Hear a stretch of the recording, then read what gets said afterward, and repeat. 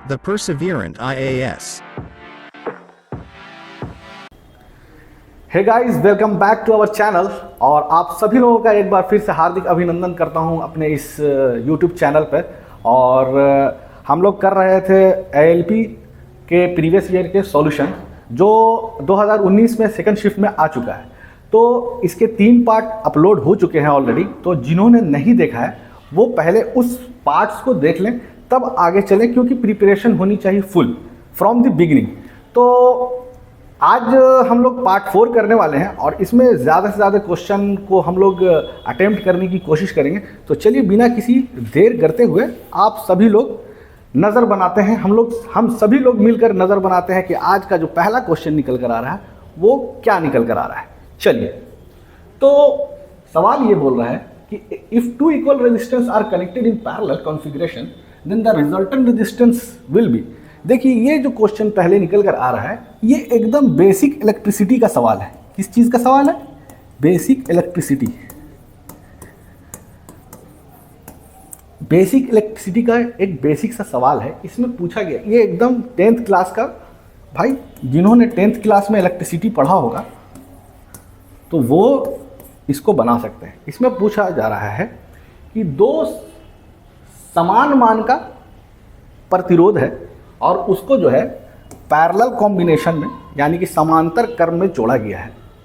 तो इसका जो इक्विवेलेंट रेजिस्टेंस होगा, यानी कि रिजल्टेंट रेजिस्टेंस, यानी कि दोनों का जो समतुल्य प्रतिरोध होगा वो क्या होगा। आपको यहाँ ऑप्शन दिया गया है और इस ऑप्शंस को देखकर आपको करेक्ट जवाब लगाने हैं। तो आइए समझते हैं पूरी तरीके से डिटेल में कि क्या होता है। पहले हम लोग ऑप्शन पढ़ देते हैं। ऑप्शन में बोल रहा है कि जो रिजल्टेंट रेजिस्टेंस होगा, यानी कि समतुल्य प्रतिरोध होगा, वो आपके प्रत्येक प्रतिरोध का दुगना होगा। ठीक है। दूसरे में बोल रहा है कि आपके प्रत्येक प्रतिरोध का आधा हो जाएगा। और तीसरा में बोल रहा है कि दोनों मान के जो प्रतिरोध हैं उनका गुणनफल आएगा, यानी कि प्रोडक्ट आएगा या मल्टीप्लिकेशन आएगा। ठीक है। और चौथा ऑप्शन बोल रहा है कि इसका जो समतुल्य प्रतिरोध होगा वो 0 आएगा, 0। तो देखते हैं कि क्या आता है। आप लोग सारे बच्चे जिन्होंने 10th पढ़ा होगा उनको पूरी तरीके से पता होगा कि इसका राइट आंसर क्या आएगा। तो अभी तक अगर आप लोग जान चुके हैं तो आइए हम लोग देखते हैं इसका डिटेल। देखिए, इसमें क्या बोल रहा है कि जो दो प्रतिरोध हैं इनका जो मान है ना वो इक्वल है। हम लोग मान लेते हैं। इन दोनों प्रतिरोध का जो मान है वो स्मॉल r है। ठीक है। तो इसका जो रिजल्टेंट रेजिस्टेंस होगा, रिजल्टेंट रेजिस्टेंस मतलब R इक्विवेलेंट। तो R इक्विवेलेंट क्या होता है? पैरेलल कॉम्बिनेशन में हम लोग पढ़ चुके हैं, और जिन्होंने नहीं पढ़ा उसमें हम लोग बेसिक इलेक्ट्रॉनिक्स में जब पढ़ेंगे तो हम लोग देखेंगे कि इसका क्या होता है मान। तो देखिए, R इक्विवेलेंट का जो मान होता है वो समांतर क्रम में इस तरीके से होता है। तो हम लोग LCM ले लेते हैं। R1 R2 LCM हो जाएगा और ऊपर में क्या हो जाएगा? R2 + R1 हो जाएगा। ठीक है। और हमको मान निकालना R इक्विवेलेंट का, तो इसको उलट देंगे। उलटने से क्या होगा कि R इक्विवेलेंट आ जाएगा ऊपर, तो इसको भी उलटना पड़ेगा। उलट दीजिए, R1 × R2 हो जाएगा और ये नीचे हो जाएगा R2 + R1। ठीक है। इतना तक क्लियर है। हम लोग चलते हैं, आगे बढ़ते हैं। अब आगे देखते हैं कि R इक्विवेलेंट का मान कितना आया भाई। R2 + R1, सॉरी,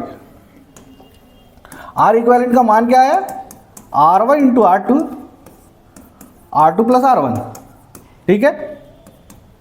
अब क्या करेंगे?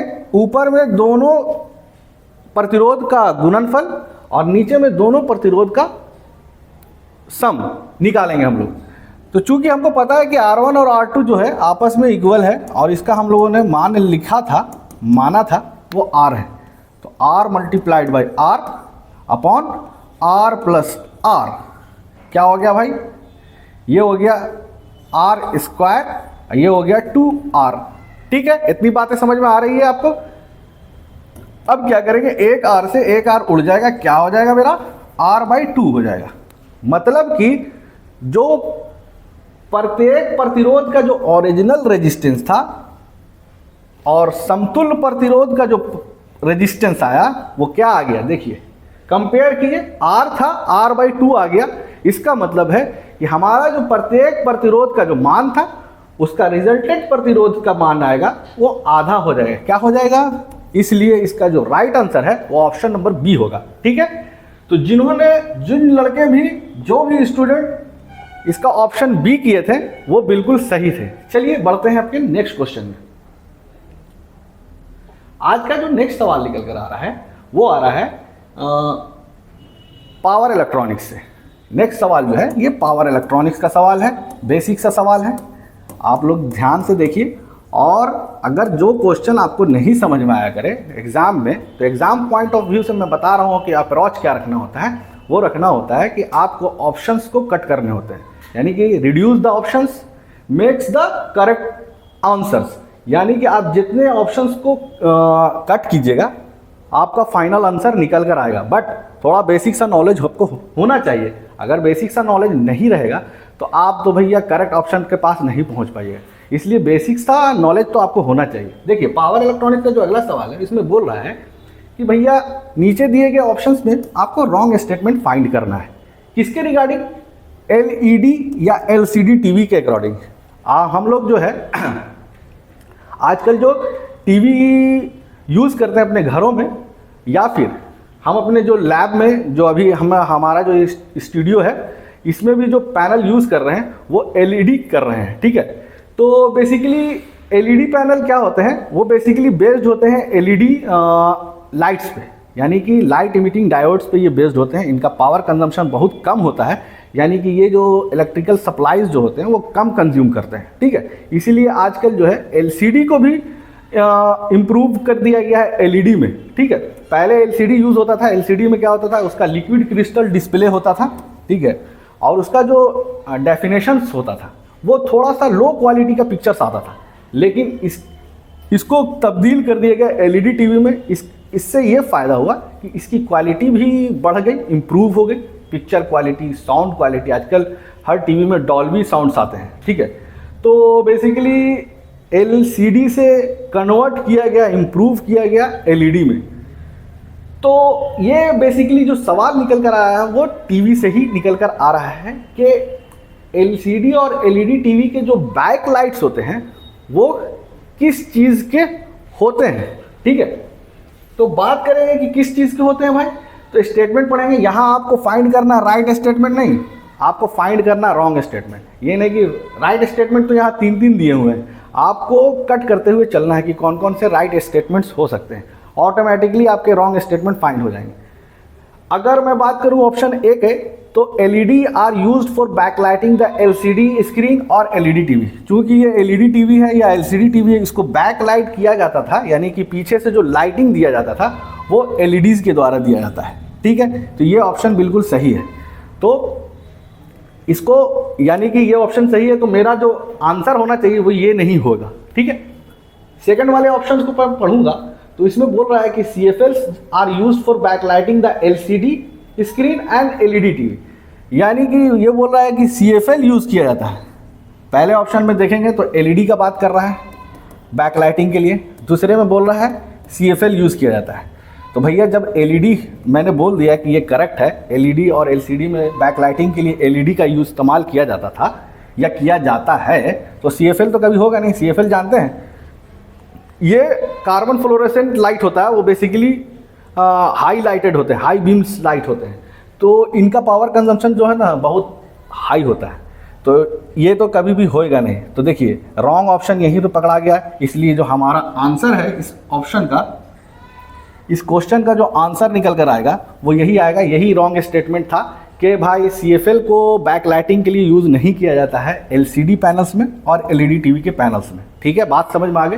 बाकी ये दोनों जो है पढ़कर मैं बता देता हूँ कि LCD और LED टीवी दोनों में LCD स्क्रीन को ही यूज़ किया जाता है।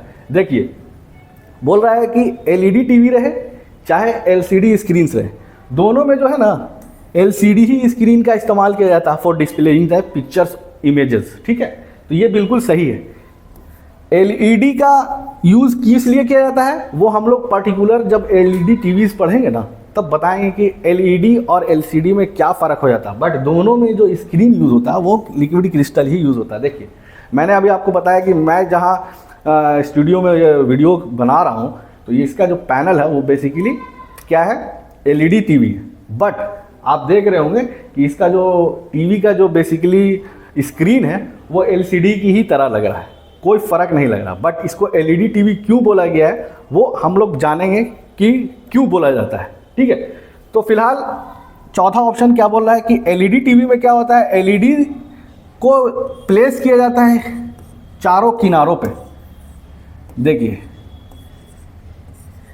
तो होता क्या है कि जो एलईडीज जो होते हैं वो चारों कोने पे यानी कि एज पे प्लेस्ड होते हैं, ठीक है ना। किसमें, एलईडी टीवीज में। बात समझ में आ गई।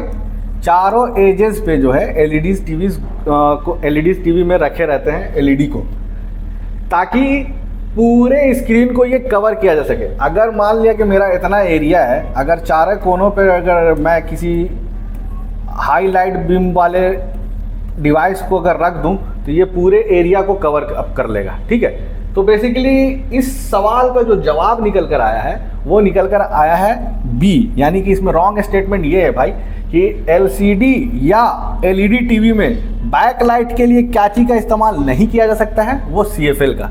क्योंकि ये ऑप्शन और ये ऑप्शन मिलता जुलता है, तो जिस भी बंदे को या जिस भी स्टूडेंट्स को अगर ये पता है कि एलसीडी और एलईडी टीवी में बैक लाइटिंग के लिए एलईडी का इस्तेमाल किया जाता है, तो इन दोनों ऑप्शन में कंफ्यूज ना होकर डायरेक्ट इस ऑप्शन को लगाते हैं कि ये रॉन्ग स्टेटमेंट है, ठीक है। चलिए आगे बढ़ते हैं अपने नेक्स्ट सवाल में। नेक्स्ट सवाल ये निकल कर आ रहा है, वो निकल कर आ रहा है कम्युनिकेशन इलेक्ट्रॉनिक्स से। देखिए भाई, मैं आपको शुरू से ही बता रहा हूँ कि हर ब्रांचेस को मैं लेकर चल रहा हूँ कि किस ब्रांच से, इलेक्ट्रॉनिक के किस ब्रांच से कितने सवाल लड़ रहे हैं। तो करीब करीब अभी ये 5वां सवाल निकल कर आया है कम्युनिकेशन इलेक्ट्रॉनिक्स से।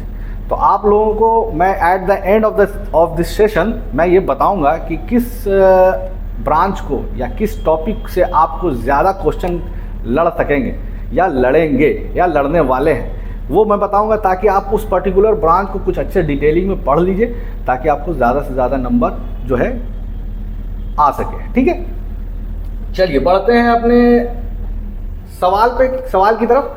सवाल में ये बोल रहा है कि which of the following modulation technique uses 2 carriers, यानी कि कौन से इसमें से कौन से मॉड्यूलेशन टेक्निक में 2 कैरियर का इस्तेमाल किया जाता है। देखिए बेसिकली कैरियर क्या होता है कि किसी भी ट्रांसमिशन सिग्नल को अपने ऊपर बैठाकर वो रिसीवर तक पहुंचाता है, इसी को कैरियर सिग्नल कहते हैं। ये हाई फ्रीक्वेंसी सिग्नल होती है और जो हमारा मॉड्यूलेटिंग सिग्नल होता है वो लो फ्रीक्वेंसी सिग्नल होती है, ठीक है।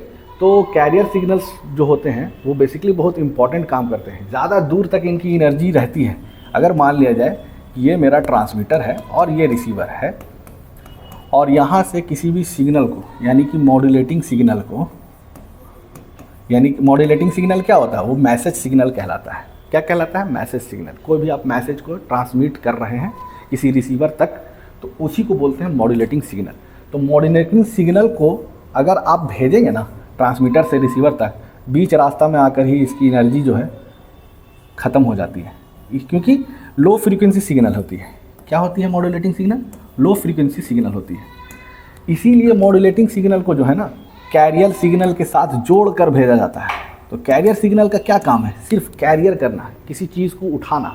तो कैरियर सिग्नल का बस यही काम है, क्योंकि ये हाई फ्रीक्वेंसी सिग्नल होती है तो इनकी एनर्जी ज़्यादा होती है और ये काफ़ी लंबा ट्रैवल कर सकते हैं। इसलिए ये लंबा ट्रैवल कर सकते हैं, तो ये मॉड्यूलेटिंग सिग्नल को आसानी से ट्रांसमीटर से रिसीवर तक पहुंचा सकते हैं, इसलिए कैरियर का इस्तेमाल किया जाता है। तो बोल रहा है कि किस मॉड्यूलेशन टेक्निक में 2 कैरियर का इस्तेमाल किया जा सकता है। तो देखिए, जब आप डिजिटल कम्युनिकेशन पढ़ेंगे जहां हमको हाई डेटा रेट्स की ज़रूरत होती है, यानी कि आजकल हर किसी को 4G 5G इस्तेमाल करना होता है, ठीक है। यानी कि 4G क्या होता है, ये पैकेट्स होते हैं जो इंटरनेट के रूप में आपको है ना, पैकेट्स के रूप में मोबाइल फ़ोन में रिसीव होते हैं, ठीक है ना। तो भाई 4G क्यों कहला, 4th जनरेशन इसीलिए कहला है क्योंकि ये हाई डेटा रेट्स को रिसीव करता है। तो बेसिकली हाई डेटा रेट को रिसीव करने के लिए क्या चाहिए होता है, हाई स्पीड की कम्युनिकेशन चाहिए होती है। और हाई स्पीड कैसे हो सकता है भाई, कि आप किसी भी मैसेज को तुरंत भेजें और तुरंत रिसीव हो गए। मतलब कि आप यहाँ से भेजा, बस यहाँ भेजा और यहाँ रिसीव हो जाए। तो अभी हम आपको बताया कि कैरियर क्या करता है। कैरियर करता है हाई फ्रीक्वेंसी सिग्नल है, ये उठाकर आपके मॉड्यूलेटिंग सिग्नल को यानी कि मैसेज सिग्नल को रिसीवर तक पहुंचाता है। तो बेसिकली क्या होगा ना के ट्रांसमीटर और रिसीवर के बीच में जो कम्युनिकेशन गैप को फिल करता है, कौन करता है? कैरियर सिग्नल ही फिल करता है, यानी कि इसकी स्पीड को बढ़ाता है। तो अगर एक कैरियर है तो स्पीड थोड़ी ज़्यादा हो जाएगी, अगर दो कैरियर है तो हाई स्पीड हो जाएगी। तो कहने का मतलब है कि किस मॉड्यूलेशन टेक्निक की स्पीड जो है बहुत ज़्यादा हाई होती है। तो भाई मैंने आपको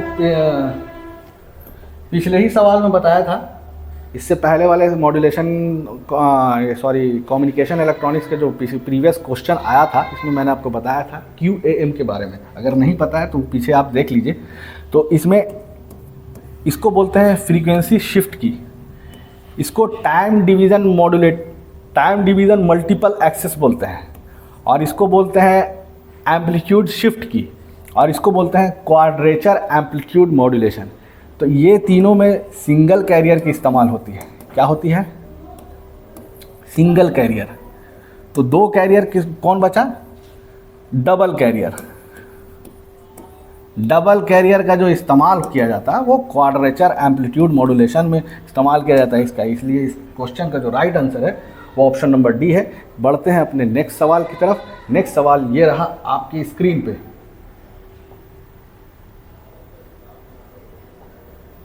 इसमें बोल रहा है कि which of the following is used with LED lamps to focus its entire lighting output in one direction. देखिए ये कोई भी अगर समझदार बच्चा है तो उसको अगर हम हिंदी में ये सवाल पढ़ कर बताएं तो बहुत आसानी से बना देगा। बोलता है कि किसी एलईडी लैम्प का जो लाइट है वो एक डायरेक्शन में, पर्टिकुलर एक ही डायरेक्शन में बहाना है, उसको इमिट्स करवाना है, ठीक है। तो इसका फोकस जो है एक ही तरफ रहे, मतलब कि यहाँ से लाइट ट्रांसमिट हो और एक ही डायरेक्शन में फोकस हो, ठीक है। यानी कि जो रिसीवर या डेस्टिनेशन है वहाँ पे लाइट जो है ज़्यादा से ज़्यादा रिसीव हो। तो किस केस में हो सकता है भाई, यानी कि आउटपुट जो है एक ही डायरेक्शन में जाए एलईडी लैम्प का, वो किस केस में हो सकता है, किस चीज़ का इस्तेमाल किया जा सकता है? तो देखिए एल्युमिनियम चैनल का इस्तेमाल नहीं करेंगे, एल्युमिनियम पैनल का इस्तेमाल नहीं करेंगे। गौर से ध्यान से देखिएगा तो ये ऑप्शन आपका और ये ऑप्शन दोनों ही सेम है। तो आरआरबी में जो बहुत सारे मिसप्रिंट होते हैं क्वेश्चन में, तो अगर आप सही ढंग से अगर पढ़ लेते हैं ना अपना कोर सब्जेक्ट, तो भाई आपको एएलपी बनने से कोई रोक नहीं सकता है, ठीक है। तो ध्यान लगाकर आप मेरे सिर्फ सेशन को देखते रहिए, और सेशन को देखना नहीं है, लाइक भी करना है। और अभी तक बहुत सारे जो बच्चे सब्सक्राइब नहीं किए, केवल वीडियो देखकर इधर उधर चले जा रहे हैं कि दूसरी की भी वीडियो देखेंगे, तीसरे की। मैंने बहुत सारे वीडियो देखा है यूट्यूब पे जो इलेक्ट्रॉनिक्स मैकेनिक का नॉलेज है नहीं, और बस शुरू हो जा रहे हैं किसी भी क्वेश्चन को लाकर और बस आंसर दे के बता दे रहे हैं, ठीक है। तो किसी भी चैनल पे आपको अगर जाना, आप आज़ाद हैं, लेकिन कहने का मतलब ये है कि 10 चैनल पे जाइएगा, 10-9 पे रहिएगा तो भैया ऐसा है कि आप सक्सेस नहीं पा पाइएगा, ठीक है ना। एक ही चैनल पर देखिए भाई, वीडियो की कंटेंट और क्वालिटी दो अलग चीज़ें होती हैं। तो क्वालिटी और कंटेंट एक साथ हम लोग अभी फ़िलहाल नहीं, सिर्फ कंटेंट दे पाएंगे। क्वालिटी भैया और वीडियो की क्वालिटी या एडिटिंग में कुछ भी अगर गड़बड़ लगे तो उसको कमेंट मत कीजिए, अप्रिशिएट कीजिए भाई, क्योंकि ये जो है पूरी तरीके से स्टार्टअप है। तो अब आप स्टार्टअप में ही कमेंट करने लगिएगा तो भाई क्या होता है कि डिमोटिवेशन होने लगता है, आदमी जो है डिमोटिवेट हो जाता है, और वीडियो की जो कंटेंट आ रही है वो भी ख़राब होना शुरू हो जाता है। देखिए कितना अच्छा कंटेंट है, आपको मैं बता दे रहा हूँ। अभी पिछले ही सवाल में, पिछले ही सेशन में, पिछले ही पार्ट में मैंने बताया कि एक क्वेश्चन जो है मिसप्रिंट हो गया था। आज देखिए दूसरा क्वेश्चन जो आपके सामने आया है उसमें देखिए आंसर दो सेम निकल कर आ गया। तो देखिए इसी तरीके से आपको मैं बताऊँगा कि किस तरीके से और क्या क्या आपको अप्रोच रखना है। तो आपको बेसिक नॉलेज रहेगा तभी तो आप मारिएगा, नहीं तो आप सोचिएगा कि ये दोनों तो सेम है, अब तो आंसर नहीं लगा क्या, ये बोलिएगा कि क्वेश्चन में गलत है। नहीं, क्वेश्चन सही है, आंसर दो सेम प्रिंट हो गया है, इसका जवाब जो है वो या तो ए होगा या सी होगा। आप किसी को भी मारिएगा वहाँ आरआरबी इसको इंक्लूड कर लेगा, ठीक है। जान लेते हैं कि पैराबोलाइज्ड एल्युमिनियम रिफ्लेक्टर क्या होता है। देखिए बुलेट उल्लेट चलाया है या गाड़ी उड़ी चलाया है, ऑडी या फेरारी उरारी, देखा होगा कि सब गाड़ी में इस तरीके का एल्युमिनियम पैराबोलिक रिफ्लेक्टर लगा होता है और बीच में एगो एलईडी लगा रहता है। आजकल एलईडी पैनल 6 ठो एलईडी का एक पैनल लगा रहता है। तो यही एक ये जो है ना एल्युमिनियम रिफ्लेक्टर कहलाता है। इसके अंदर जो है ना देखिएगा सिल्वर कलर का एक तो फॉयल टाइप लगा रहता है, वो सिल्वर नहीं होता है बेसिकली, वो पैराबोलाइज्ड एल्युमिनियम रिफ्लेक्टर कहलाता है। ठीक है, इसी से जो है ना हाई बीम लाइट जो है ना रिसीव की जाती है किसी भी डेस्टिनेशन पे। ठीक है, ये पूरा इस तरीके से डिफाइन मैंने कर दिया इस पर्टिकुलर क्वेश्चन का। तो आंसर जो है ए या सी में से दोनों में से कोई सा भी हो सकता है। ठीक है, बढ़ते हैं अपने नेक्स्ट क्वेश्चन की तरफ। ये रहा आपकी स्क्रीन पे, इसमें जो है इलेक्ट्रिकल इंजीनियरिंग से सवाल आ रहा है। कैसे आ रहा है, यानी कि इलेक्ट्रीशियन का, ये प्योर इलेक्ट्रीशियन का क्वेश्चन है।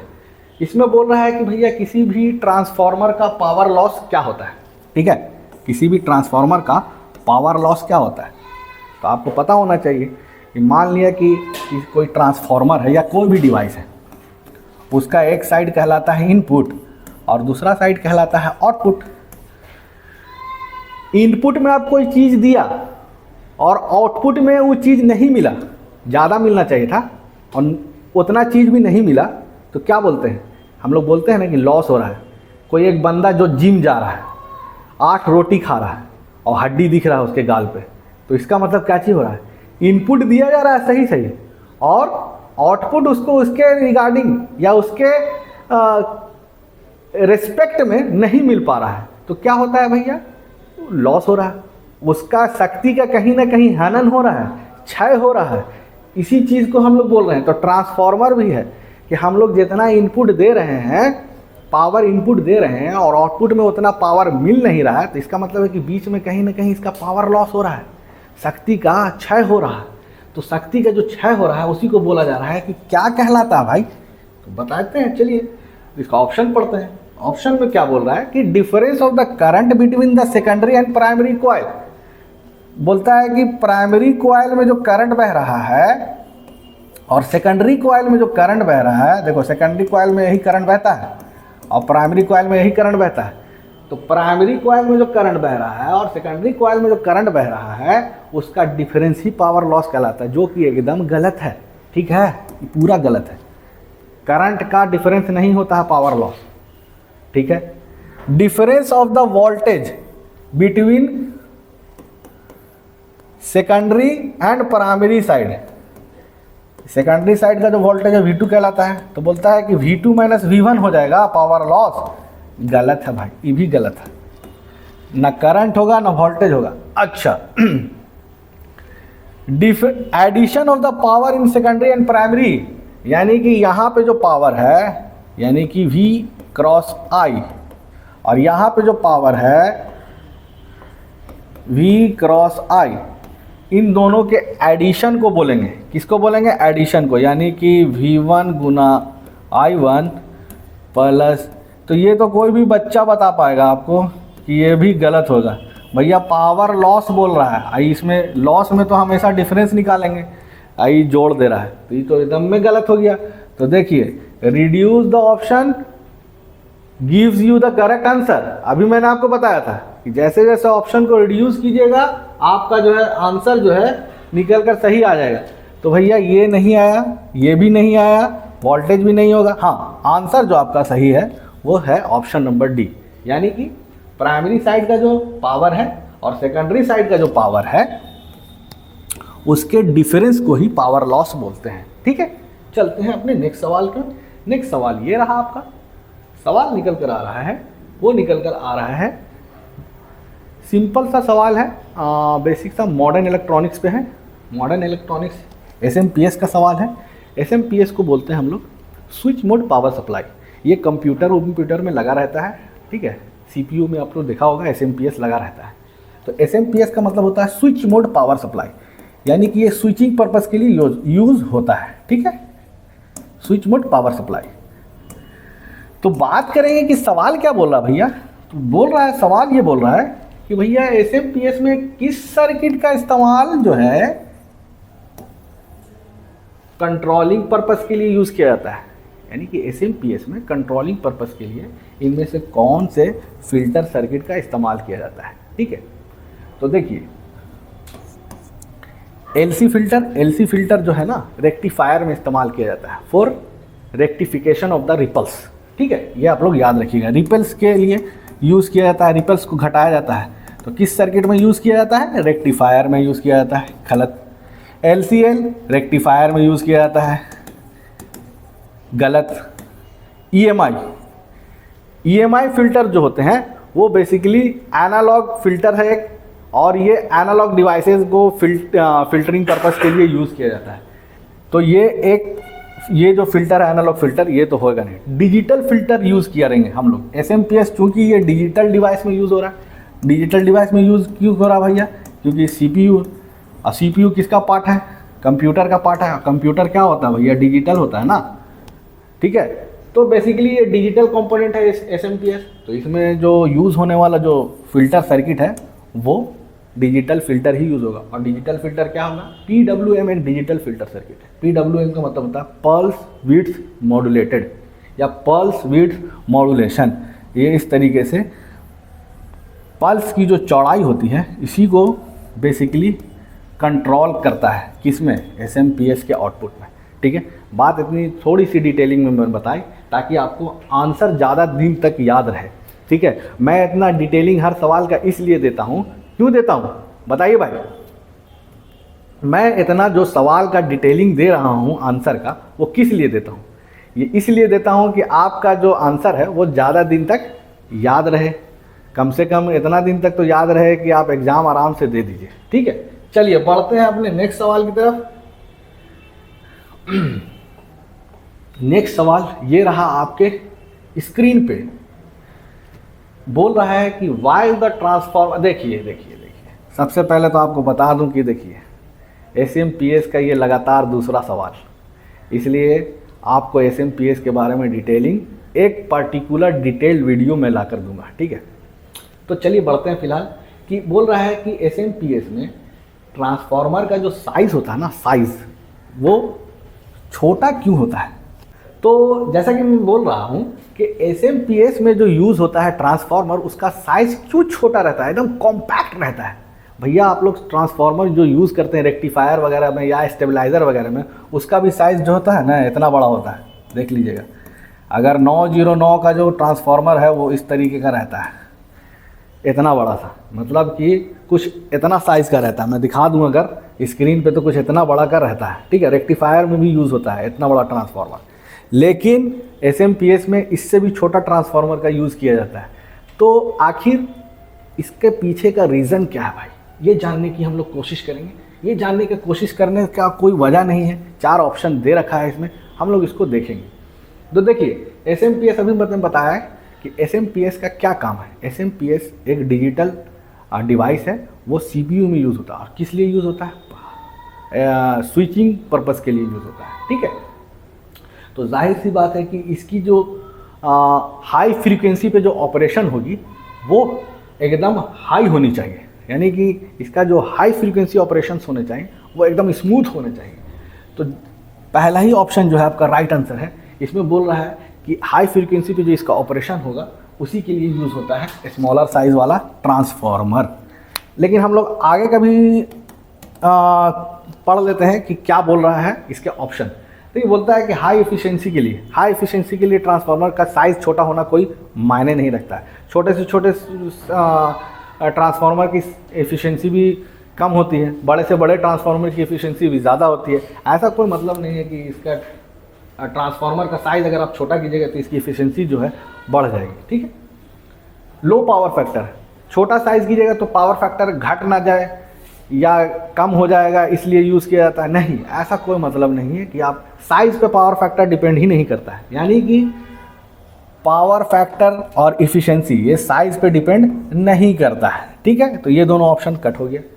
अच्छा, छोटा ट्रांसफार्मर अगर हम लेंगे तो क्या स्मॉलर करंट डिलीवर करेगा, यानी कि कम करंट या कम धारा का प्रवाह करेगा? नहीं, ऐसा कोई मतलब नहीं बनता है भैया कि छोटा ट्रांसफार्मर लीजिएगा तो इससे धारा जो है एकदम लिमिट हो जाएगा, ऐसा कोई मतलब नहीं। यानी कि धारा भी जो है डिपेंड नहीं करता है साइज़ पे। छोटा से छोटा ट्रांसफार्मर से भी ज़्यादा से ज़्यादा करंट डिलीवर किया जा सकता है भाई, हाई करंट डिलीवर किया जा सकता है स्मॉलर साइज़ के ट्रांसफार्मर से भी। तो कहने का मतलब है ये तीनों जो पैरामीटर्स हैं उस पर डिपेंड नहीं करता है, साइज़ पे डिपेंड नहीं करता है, यानी कि इफ़िशेंसी पावर फैक्टर और करंट। बात समझ में आ गई। ये ट्रांसफार्मर की एक बेसिक पैरामीटर्स होते हैं, वो साइज़ पे डिपेंड नहीं करता है। साइज़ पे किस लिए डिपेंड करता है भैया? क्योंकि हाई फ्रीक्वेंसी पे इसका ऑपरेशन स्मूथली होना चाहिए। चलिए, ये रहा आपका राइट आंसर और चलते हैं अपने नेक्स्ट सवाल की तरफ। नेक्स्ट सवाल ये रहा आपके स्क्रीन पे।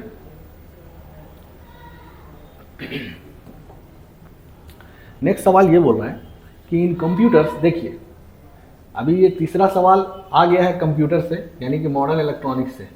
मॉडर्न इलेक्ट्रॉनिक्स से ये सवाल आ रहा है, यानी कि कंप्यूटर से जितने भी रिलेटेड जो क्वेश्चंस आ रहे हैं वो मॉडर्न इलेक्ट्रॉनिक्स में आते हैं, ठीक है।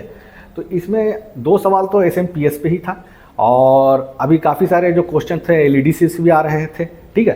तो आपको पर्टिकुलर डिटेल्ड वीडियो आपको मिलेगी कुछ इंपॉर्टेंट टॉपिक्स से, जैसे कि LEDs पे, SMPS पे, और भी हम लोग देखते हैं कि कौन कौन से जो टॉपिक निकल कर आ रहे हैं आगे, फर्दर आगे आने वाले क्वेश्चंस में, और उसको हम लोग कंबाइन करेंगे और एक नया टॉपिक निकाल कर सामने आएंगे और उसको एक डिटेल वीडियो में हम लोग कवर अप करेंगे, ठीक है। चलिए बढ़ते हैं अपने नेक्स्ट सवाल में। नेक्स्ट सवाल यही बोल रहा है कि कंप्यूटर में जो होता है, जो मेमोरी होता है वो रिजर्व होता है हाई स्पीड ऑपरेशन के लिए, ठीक है, और स्टोरिंग फ्रीक्वेंटली यूज इंस्ट्रक्शन के लिए। यानी कि मोटे मोटे शब्दों में अगर मैं बताऊं कि कंप्यूटर में कौन सी ऐसी मेमोरी है जिसका यूज़ जो होता है वो हाई स्पीड के लिए होता है, हाई स्पीड ऑपरेशन के लिए,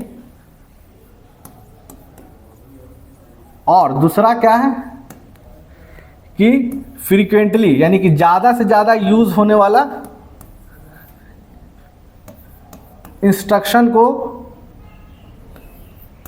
वो स्टोर कर सके। ज़्यादा से ज़्यादा इंस्ट्रक्शन को वो स्टोर भी करे, और स्टोर करने के बाद ये ऐसा नहीं हो कि स्टोर करने के बाद वो लैग करना शुरू कर दे, नहीं, उसकी स्पीड भी हाई रहे और ज़्यादा से ज़्यादा इंस्ट्रक्शन को वो स्टोर करके यूज़ भी करा सके। तो ऐसा 2 क्वालिटी वाला मेमोरी का नाम बताइए भैया कि इस टाइप के मेमोरी को क्या बोला जाता है, ठीक है। तो देखिए ये तीनों जो होता है, अगर इसकी जो स्टोरिंग कैपेसिटी है वो हाई होती है, इसकी स्टोरिंग कैपेसिटी क्या होती है, इन तीनों की हाई होती है। बट अगर आप इसके मान लिया कि ये 1 GB का स्टोरिंग कैपेसिटी रखता है, फ्लैश ड्राइव आप लोग देखा होगा, जो आप लोग के पास USB पेन ड्राइव्स होते हैं वो फ्लैश ड्राइव में ही आते हैं, ठीक है।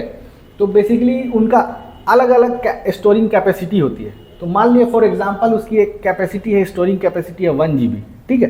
तो या फिर कोई मेमोरी ड्राइव है, यानी कि GB कार्ड, जिसको हम लोग ठेठ भाषा में बोलते हैं GB कार्ड, यानी कि मेमोरी कार्ड, ठीक है। वो इतने बड़ा सा होता है, ठीक है, छोटा सा होता है। इसमें पहले बहुत यूज़ होता था ये मेमोरी कार्ड, लेकिन आजकल जो है विलुप्त हो गया है कहीं, क्योंकि पेन ड्राइव्स आ गया है। और आजकल जो मेमोरीज जो होने वाले हैं, जो फ़ोन में यूज़ होते हैं मेमोरी, वो आजकल हाई स्टोरिंग कैपेसिटी वाले मेमोरी यूज़ हो रहे हैं ऑलरेडी फ़ोन में, इसलिए ये कहीं विलुप्त ही हो गया। इसको अब यूज़ किया जाता है फॉर एक्सटेंडेबल मेमोरी के लिए, यानी कि आपके पास फ़ोन में 20-20 GB का स्टोरेज है और उसमें भी आपको अब ज़रूरत पड़ रहा है कि और हम ज़्यादा स्टोर करें, तब जाकर आप एक्सटर्नली इसको यूज़ कर सकते हैं, बैकअप बढ़ा सकते हैं, मेमोरी का बैकअप। खैर, मैं बोल रहा था कि अगर 1 GB का स्टोरिंग कैपेसिटी है इसका, और आप 1 GB के जैसे ही पास पहुंचेंगे, वैसे तो 1 GB से ज़्यादा वो स्टोर करेगा नहीं, क्योंकि इसकी स्टोरिंग कैपेसिटी ही 1 GB तक है। लेकिन अगर जैसे ही आप इसके 1 GB तक पहुंचने वाले, यानी कि 900 MB या 1000 MB आप इसमें यूज़ कर लिया है, तो फिर पता है क्या, इसकी ऑपरेशन जो है ना बहुत लो हो जाती है। यानी कि जो हाई स्पीड ऑपरेशन देख रहे हैं ना, वो लो में बदल जाती है। तो फ्लैश ड्राइव या SRAM, यानी इसको बोलते हैं स्टैटिक रैंडम एक्सेस मेमोरी, ठीक है, और नॉर्थ ब्रिज, ये तो एकदम लो कैटेगरी का जो है ना स्टोरिंग कैपेसिटी डिवाइस होता है। तो ये तीनों जो होता है, इन तीनों में ये प्रॉपर्टी नहीं होती है कि ज़्यादा से ज़्यादा इंस्ट्रक्शन को भी स्टोर कर ले और साथ में साथ इसका हाई स्पीड भी रहे। तो इन दोनों फंक्शंस या इन दोनों प्रॉपर्टी को कौन फुलफिल करता है, वो करता है कैशे मेमोरी। याद रखिएगा, कैशे मेमोरी। आपके फ़ोन में एक आता होगा क्लियर योर कैशे, आता है ना, फ़ोन में देखा होगा कि कभी भी फ़ोन में आपका एक पर्टिकुलर पॉपअप खुलता होगा कभी कभी, और बोलता होगा कि आप अपने कैशे मेमोरी को क्लियर कीजिए। वो क्यों कीजिए भैया, कि कभी कभी कैशे मेमोरी जो होता है ना, उसका जो कैपेसिटी होता है वो बहुत ही कम होता है, लेकिन उस कैपेसिटी कम होने के बावजूद भी लार्ज नंबर ऑफ इंस्ट्रक्शन को वो यूज़ कर सकता है और हाई स्पीड पे, ठीक है। तो इसलिए इसका जो आंसर होगा इस क्वेश्चन का वो होगा कैशे मेमोरी। चलते हैं अपने नेक्स्ट सवाल की तरफ। ये रहा आपका नेक्स्ट सवाल। अगला सवाल ये बोल रहा है कि किस टाइप का कनेक्टर, अब आ गया भैया कनेक्टर, ये भी मॉडर्न इलेक्ट्रॉनिक्स से है। कनेक्टर जो है बेसिकली कनेक्ट करने के लिए यूज़ किया जाता है, एक डिवाइस को दूसरे डिवाइस से कनेक्ट करने के लिए कनेक्टर का इस्तेमाल होता है, ठीक है। तो इलेक्ट्रीशियन वाला तो अपना तार छिलता है भाई और जोड़ देता है, लेकिन इलेक्ट्रॉनिक्स में ऐसा कुछ भी नहीं होता है। उसके लिए पर्टिकुलर एक तार को अगर छिला दूसरे तार से कनेक्ट करना है तो उसमें पर्टिकुलर रजिस्टर्ड जैक वाला कनेक्टर्स आता है, ठीक है। तो रजिस्टर्ड जैक को सबसे पहले क्या बोलते हैं, आरजे बोलते हैं भैया, याद रखिएगा। इसको बोलते हैं आरजे, वो वाला आरजे नहीं, रेडियो जॉकी नहीं, बस समझिएगा बात। आरजे अभिनव नहीं है ये रजिस्टर्ड जैक कहलाता है इलेक्ट्रॉनिक्स टर्म्स में, ठीक है। तो आरजे कनेक्टर का इस्तेमाल किया जाता है। तो यहाँ पर्टिकुलर ऑपरेशन बताया गया कि भैया टेलीफोन या मॉडेम में इस्तेमाल होने वाला कनेक्टर क्या होता है। तो भैया टेलीफोन और मॉडेम का जो इंटरफेस होता है इसमें कौन सा कनेक्टर यूज़ होता है, तो इसमें जो कनेक्टर यूज़ होता है वो होता है RJ11। क्या होता है, RJ11। देखिए RJ11 कुछ इस तरीके से होता है, इस खोखला होगा और इसके अंदर जो है ना 6 गो या 4 गो पिन होता है, और ये देखिएगा इस तरीके का होता है छोटा सा। देखा होगा, देखा है तो बताइए, और नहीं देखा है तो आगे सर्च कर लीजिए, ठीक है। तो RJ11 और RJ45 लगभग सेम होता है भाई, लेकिन RJ45 का जो इस्तेमाल किया जाता है ना वो कहाँ यूज़ किया जाता है, वो कंप्यूटर्स के इथरनेट के रूप में यूज़ किया जाता है। किसके रूप में, जल्दी बताइए, याद रखिएगा, इस पे भी सवाल बन सकता है, इसलिए मजाक में मत लीजिएगा। मजाक में लीजिएगा और अगर फेल होइएगा बोलिएगा तारिक सर पढ़ाए थे तो बहुत पिटाई होगी। इसलिए सीरियसली जो मैं बता रहा हूँ वो एग्ज़ाम पॉइंट ऑफ व्यू से बहुत ही इंपॉर्टेंट है। और ये दोनों जैक, रेडियो जैक जो है एकदम फ्रीक्वेंटली यूज़ होता है, बहुत ही एकदम मतलब मैक्सिमम या ज़्यादा से ज़्यादा नंबर्स में ये यूज़ होते हैं आपके मॉडर्न इलेक्ट्रॉनिक्स में। चाहे अभी मैंने बता दिया कि टेलीफोन और मॉडेम, देखिएगा टेलीफोन जब आप पुराने ज़माने में जो टेलीफोन होता था लैंडलाइन, उसमें एक वायर होता था, तो जहाँ आप उठाकर जिससे बात करते थे ना उसके पीछे एक वायर लगा रहता है, उसको जब आप खोल के देखिएगा ना तो यही वाला जैक रहता है, इसी को बोलते हैं RJ11। तो RJ11 किस में यूज़ होता है भैया, टेलीफोन या मॉडेम में। और RJ45 ईथरनेट, यानी कि ईथरनेट किसको कहते हैं ये भी मैं बता देता हूँ। लैपटॉप वगैरह आपको यूज़ करते हैं ना, तो लैपटॉप वगैरह में 3 तरीके से आप इंटरनेट को कनेक्टिविटी यानी कि कनेक्टेड कर सकते हैं। एक होता है प्रॉपर वाईफाई से, ये होता है वायरलेस होता है। दूसरा होता है डायल अप कनेक्शन, ये होता है, ये भी वायरलेस कनेक्शन होता है। लेकिन वायर्ड कनेक्शन कौन होता है भैया, यानी कि इंटरनेट को आपको वायर के थ्रू कनेक्टिविटी दिलाना है, तो वो जो है ईथरनेट ही इसको बोलते हैं। यानी कि ईथरनेट एक वायर होता है, इसी तरीके से होता है, लेकिन इसमें जो होता है RJ45 में वो 8 गोल्डन लाइन्स होते हैं, 8 गोल्डन लाइन।